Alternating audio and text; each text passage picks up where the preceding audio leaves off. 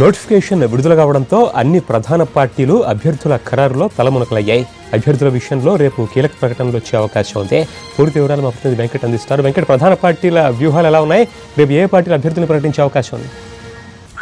ప్రత్యక్ష రేపు వరంగల్ ఉప ఎన్నికకు సంబంధించి రేపు కీలక ఘట్టం చోటు చేసుకోబోతుంది. ఎందుకంటే హైదరాబాద్ కేంద్రంగా చాలా కీలకమైన సమావేశాలు జరగబోతున్నాయి. రాష్ట్ర ముఖ్యమంత్రి టీఆర్ఎస్ అధినేత కేసీఆర్ వరంగల్ జిల్లా నేతలకు ఇప్పటికే సమావేశం సంబంధించి సమాచారం అందించున్నారు.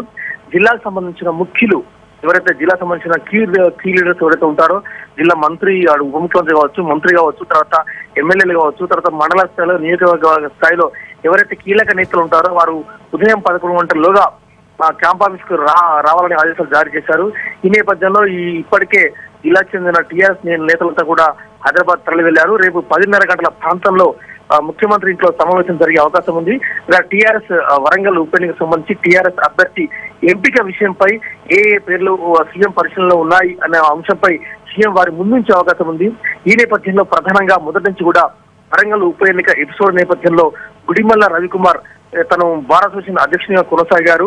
అదేవిధంగా వరంగల్ జిల్లాలో కార్మిక క్షేత్రంలో పేరున్న వ్యక్తిగా స్వయంగా సీఎం రంగంలోకి దిగి ఒక సర్వే చేయించుకున్నారు. గుడిమల్ల రవికుమార్ ఎలా ఉంటుందనే విషయంపై 1కి 4 సార్లు సర్వే చేసుకున్న తర్వాత గుడిమల్ల రవికుమార్ పేరు ఎలా ఉంటుందనే విషయంపై రేపు వరంగల్ జిల్లా నేతల ముందు ఈ పేరు ఉంచే అవకాశం ఉంది. కాకపోతే కొంత వివాదం, కుల వివాదంలో కొంత వివాదం ఉన్న నేపథ్యంలో ఆ వివాదం ఎలా ఉంటుందనే విషయంపై కూడా రేపు జిల్లాకు సంబంధించిన నేతలతో సీఎం చర్చించే అవకాశం ఉంది. ఇక్కడ గుడిమల్ల రవికుమార్ తో పాటు పస్నూరు దయాకర్, తెలంగాణ విగ్రహ రూపకర్త పస్నూరు దయాకర్ పేరు కూడా పరిశీలనకు వచ్చే అవకాశం ఉంది. తర్వాత నాన్ లోకల్ విషయానికి వస్తే మొదటి నుంచి కేసీఆర్ కుటుంబానికి అత్యంత లాయల్ గా పనిచేస్తున్న ఎర్రోల్ల శ్రీనివాస్ పేరు కూడా పరిశీలనలో ఉందని హరీష్ రావు తర్వాత మిగిలిన మంత్రులు కూడా చెప్తున్నారు. ఆ పేరు కూడా పరిశీలనలో ఉండే అవకాశం ఉందని పార్టీ వర్గాలు చెప్తున్నాయి.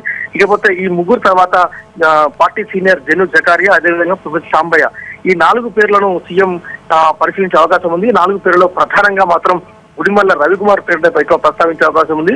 గుడిమల్ల రవికుమార్ అభ్యర్థిత్వంపై ఎవరైనా ఒపీనియన్ అంటే ఎవరైనా అభిప్రాయాలు చెప్పే అవకాశం ఉండే అవకాశం ఉంది. ఒపీనియన్ చెప్పవచ్చని కూడా సీఎం కోరే అవకాశం ఉంది. ఈ నేపథ్యంలో జిల్లాకు చెందిన ఎమ్మెల్యేలు, జిల్లాకు చెందిన మంత్రులు, జిల్లాకు చెందిన కీ రోల్ లీడర్స్ అంతా కూడా సీఎం ముందు అభ్యర్థిత్వంపై చర్చించే అవకాశం ఉంది పరచవచ్చు. ఇకపోతే విపక్షం కాంగ్రెస్ రేపు మరోమారు ఢిల్లీ నుంచి దిగ్విజయ్ సింగ్, అదేవిధంగా కుంతియా, ఇరువురు ఢిల్లీ నుంచి అగ్రనేతలు రేపు ఉదయం 11:30 గంటల ప్రాంతంలో గాంధీ భవన్ లో సమావేశం కానున్నారు. అయితే ఇప్పటికే వివేక్, అదేవిధంగా సర్వే సత్యనారాయణ, మాజీ ఎంపీ రాజయ్య, మాజీ మంత్రి విజయరామారావు, రాజా ప్రతాప్, ఈ 4 పేర్లు పరిశీలనలో ఉన్న నేపథ్యంలో వివేక్ పోటీ చేస్తారా చేయరా? కూడా వివేక్ పోటీ చేయని పక్షంలో సర్వేకి అవకాశం ఇస్తారా? సర్వే కూడా నాన్ లోకల్ గా ఉండే అవకాశం ఉన్న అపవాదం ఉన్న నేపథ్యంలో రాజాకి ఇవ్వాలా లేకపోతే ప్రతాప్కి ఇవ్వాలా అనే విషయంపై రేపు మరొకసారి వరంగల్ జిల్లాకు చెందిన నేతలతో దిగ్విజయ్ సింగ్, అదేవిధంగా కుంతియాలు భేటీ కానున్నారు. ఇప్పటికే వరంగల్ జిల్లా కాంగ్రెస్ అధ్యక్షుడు, తర్వాత వరంగల్ జిల్లాకు చెందిన మాజీ మంత్రులు, మాజీ ఎమ్మెల్యేలు కూడా సమాచారం అందింది. కాంగ్రెస్ నేతలంతా కూడా ఈ పార్టీకి హైదరాబాద్ వెళ్లిపోయారు. రేపు 2 పార్టీలు అంటే అధికార పక్షం, విపక్షం రెండు పార్టీల కేంద్రంగా ముఖ్య సమావేశం జరగబోతుంది. అయితే రేపు మాత్రం అధికారికంగా టీఆర్ఎస్ ప్రకటించే అవకాశం ఉంది. కాంగ్రెస్ మాత్రం ఎల్లుండి ప్రకటించే అవకాశం కనిపిస్తుంది. Thank you Venkat.